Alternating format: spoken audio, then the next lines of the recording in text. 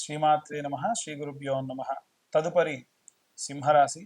సింహరాశి వారికి సంబంధించి సూర్యుడు అలాగే గురుగ్రహ గమనం అనేటువంటిది జరుగుతున్న క్రమంలో మే 15వ తారీఖు తర్వాతకి ఈ రాశి వారికి ఎలా ఉందని తెలుసుకుందాం.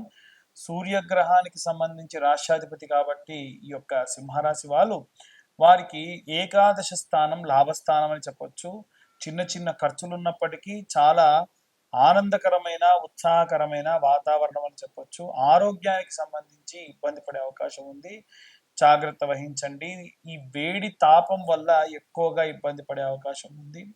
విద్యార్థి దశలో ఉన్నటువంటి వారు ఆరోగ్య సమస్యల వల్ల లాస్ట్ ఎగ్జామ్స్ కూడా రాసే దానికి ఇబ్బంది పడే అవకాశం ఉంది, జాగ్రత్తగా ఉండాలి.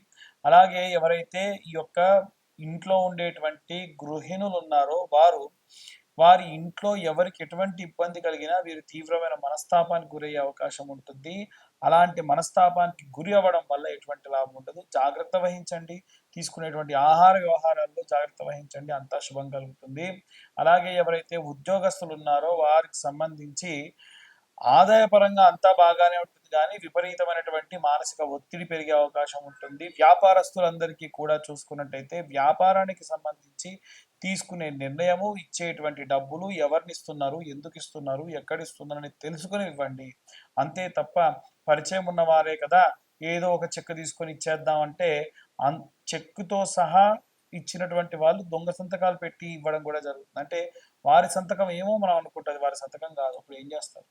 ఈ రకమైన ఇబ్బందులు పడ్డ వాళ్ళు చాలా మంది ఉన్నారు. నేను కేస్ స్టడీ చేసి క్లియర్గా ఆ గ్రహ సంచారాలని బట్టి చెబుతున్నాయి. ఇవన్నీ గోచార రీత్యా చెప్పే విషయంలో పూర్తిగా మీ జాతక రీత్యా మీకు కానీ date of birth time place ఉంటే ఇంకా పూర్తిగా జాతకం విశ్లేషణగా చెప్పే అవకాశం ఉంది.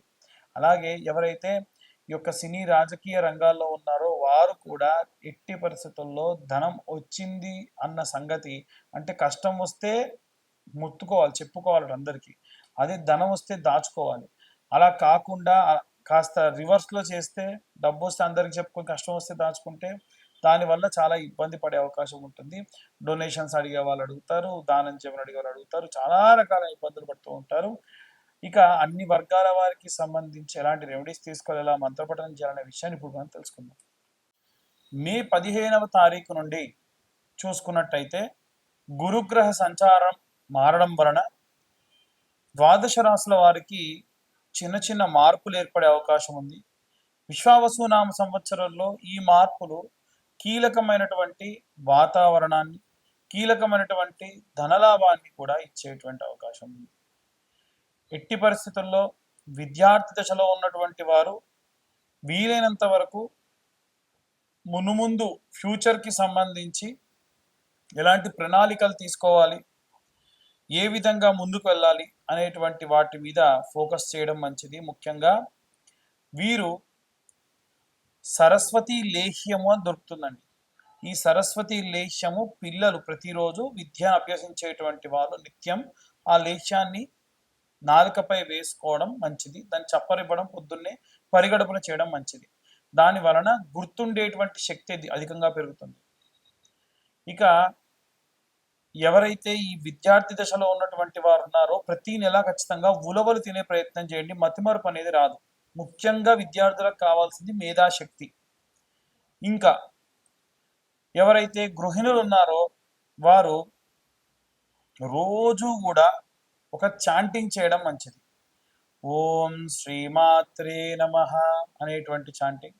అలాగే ప్రత్యేకంగా ఓం నమో వాసుదేవాయ నమః, ఓం నమో భగవతే వాసుదేవాయ నమః అనేటువంటి మంత్రపఠనం ఈ నెలలో విపరీతమైన శక్తినిస్తుంది. ముఖ్యంగా మే 15 తర్వాత నుంచి మారేటువంటి గ్రహ సంచారాన్ని బట్టి ఒక్కో రాశి వారికి ఎలా ఉంటుందో మనం ఇందాకే చెప్పుకున్నాం. ఇక ప్రత్యేకంగా ఉద్యోగస్తులు ఎవరైతే ఉన్నారో వారు నిత్యము కూడా దత్తాత్రేయ స్వామి వారికి సంబంధించినటువంటి ఏదైనా మంత్రపఠనం, అనగా శ్రీ పాదవల్లభ దిగంబర, ఓం దిగంబరాయ విద్మహే పాంచజన్యాయ ధీమహి తన్నో దత్త ప్రచోదయాత్ అనేటువంటి దత్తమంత్రం విపరీతమైన శక్తినిస్తుంది. నిత్యం దీపారాధన చేయండి. గృహిణులు కానీ, ఉద్యోగస్తులు కానీ, వ్యాపారస్తులు కానీ అందరూ కూడా చేయవలసింది ఏంటంటే దీపారాధన. అది కూడా అష్టమూలికలతోని ఆవ నూనె, నువ్వుల నూనె, విప్ప నూనె, సంపెంగ నూనె, ఆముదము, ఆవు నెయ్యి, కొబ్బరి నూనె, వీటితో పాటుగా శనగ నూనె లాంటివి ఏవైనా లేదా ఏదైనా సరే, ఇప్పుడు తామర గింజల నుంచి వచ్చినటువంటి నూనె కూడా ఉంటుంది. ఈ 8 రకాలైనటువంటి నూనెలు ఒక దగ్గర కలిపి పెట్టుకొని వాటితో దీపారాధన చేయడం విపరీతమైన శక్తినిస్తుంది. ముఖ్యంగా చూసుకున్నట్టయితే వ్యాపారస్తులకి విపరీతమైనటువంటి నరఘోష, నరపీడితములు అధికంగా ఉన్నాయి కాబట్టి ప్రతి గురు శుక్రవారాల్లో ధూపం వేయడం, ప్రతిరోజు కూడా సాయంత్రం మీ యొక్క ఆఫీస్ కానీ షాప్ కానీ క్లోజ్ చేసిన తర్వాతకి ఒక పేపర్ తీసుకొని దాన్ని వెలిగించుకొని కుడివైపు 3 సార్లు, ఎడమవైపు ఒకసారి తిప్పి అక్కడ పడేసిపోవడం వల్ల మీ యొక్క వ్యాపార స్థలానికి సంబంధించినంత వరకు ఉన్నటువంటి నరఘోష, నరపీడితములు పోతాయి. అలాగే చాలామంది ఈ యొక్క సినీ రాజకీయ రంగాల వారు ఉంటారు. వారు ప్రత్యేకంగా పాటించవలసినటువంటి నియమం ఏమిటంటే, మీరు నిత్యము ఉన్నటువంటి సంచారం చేసేటువంటి చోట ఎవరన్నా అన్నార్తులు ఉంటే వారికి అన్నదానం చేయండి. ఈ మాసంలో అన్నదానం చేయడం విపరీతమైనటువంటి విష్ణువు యొక్క సంపూర్ణ కృప లభిస్తుంది. వీలైనంత వరకు కూడా మంచి నీటిని ఇచ్చే ప్రయత్నం చేయండి. అంటే చలివేంద్రాలు పెట్టండి. ఎందుకంటే ప్రాణం పోయే వాడి యొక్క ప్రాణం కూడా కాపాడేది ఏమిటంటే చల్లటి నీరు. కాబట్టి సినిమా రంగాల వారు కానీ లేదా రాజకీయ రంగాల వారికి కానీ ఇది పెద్ద విషయం కాదు.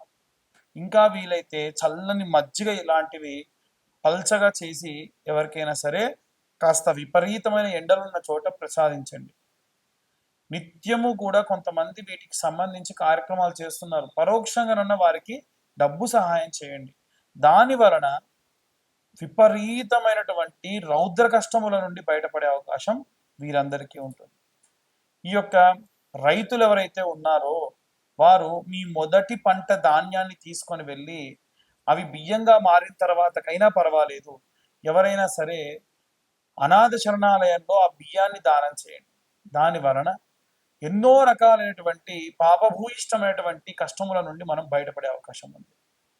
ఇక ఈ యొక్క విడాకులు, కోర్టు గొడవలు వీటిల్లో చిక్కుకొని ఉన్నటువంటి వారు ఏమి చేయాలి అనంటే, అపమృత్యు భయానికి సంబంధించింది కాబట్టి ఎవరన్నా నిత్య సంధ్యావందనం చేసుకొని జపమాచరించేటువంటి బ్రాహ్మడు మీకు తెలుసుంటే ఆ బ్రాహ్మడికి గుమ్మడికాయ, నల్లటి కంబలి, శీలలు వీటిని దానంగా ఇవ్వండి.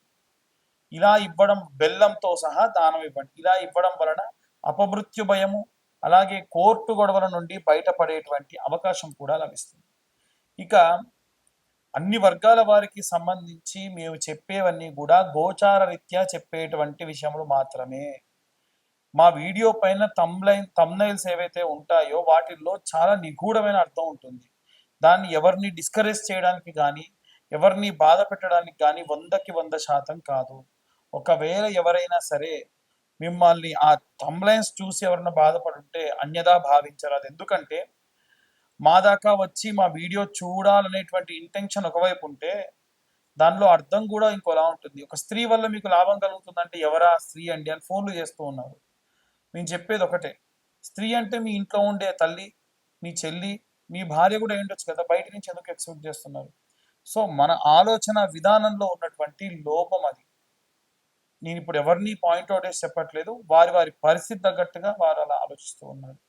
ఇవన్నీ గోచర రీత్యా చెప్పేటువంటి విషయములు మాత్రమే. పూర్తిగా మీ జాతకం విశ్లేషణతో మీకు కావాలి అని అంటే మీరు మీ పేరు, మీ date of birth, time, place కింద ఉన్న నెంబర్కి వాట్సాప్ చేయండి. పూర్తి జాతకాన్ని మీరు తెలుసుకోండి.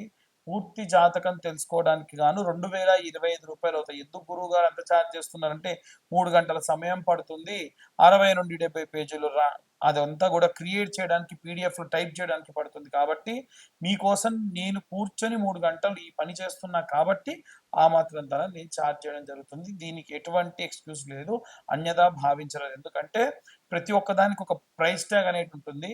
దీనికి కూడా అందుకే తీసుకుంటాం. తర్వాతకి మీ జాతకం గురించి పూర్తిగా విశ్లేషణతో మీతో మాట్లాడడం కూడా జరుగుతుంది. సర్వే జన సుఖినో భవంతు. స్వస్తి.